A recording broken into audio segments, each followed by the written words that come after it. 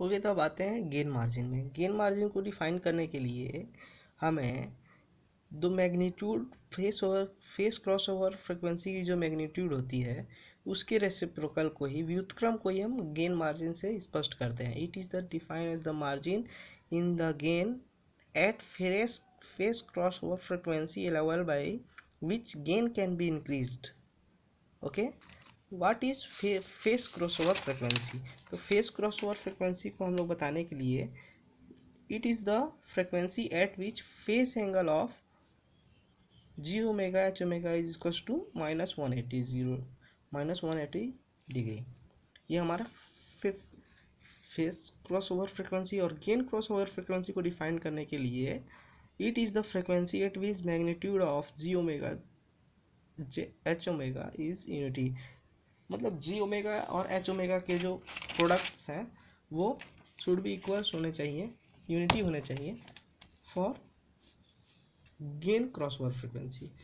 Now phase margin को define करने के लिए, it is the amount of additional phase lag at gain crossover frequency.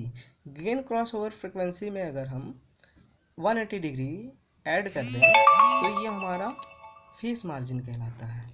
जैसा कि इक्वेशन समझ में आ रहा है, phase margin equals to 180 degree plus 5GC, जहाँ 5GC is gain crossover frequency है। इसकी जो कुछ कंडीशंस है उसको डिस्कस करते हैं हम लोग।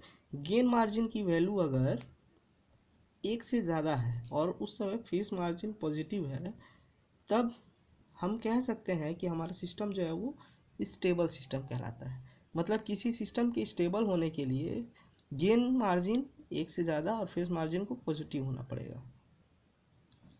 दूसरा, मार्जिनल स्टेबल के लिए गेन मार्जिन की जो वैल्यू है वो 1 होनी चाहिए। गेन मार्जिन की वैल्यू 1 होने के लिए जो फेस क्रॉस ओवर फ्रिक्वेंसी का मैग्नीट्यूड है वो भी 1 होना चाहिए। 1 डिवाइड बाई 1 इक्वल्स टू 1। तो ये कब होगा? जब मार्जिनल स्टेबल होगा कोई सिस्टम, और जब गेन मार्जिन की वैल्यू कम होगी, लेस देन 1 होगी। मतलब gain magnitude of face cross over frequency क्या होना चाहिए? एक्स्ट्रा होना चाहिए, हाई होना चाहिए। तब क्या होगा? 1 by higher value greater value with respect to 1 is the totally less than 1। जब गेन मार्जिन का वैल्यू 1 से कम होगा और फेस मार्जिन निगेटिव होगा, तब सिस्टम अनस्टेबल सिस्टम कहलाता है। इसके साथ ही साथ स्टेबिलिटी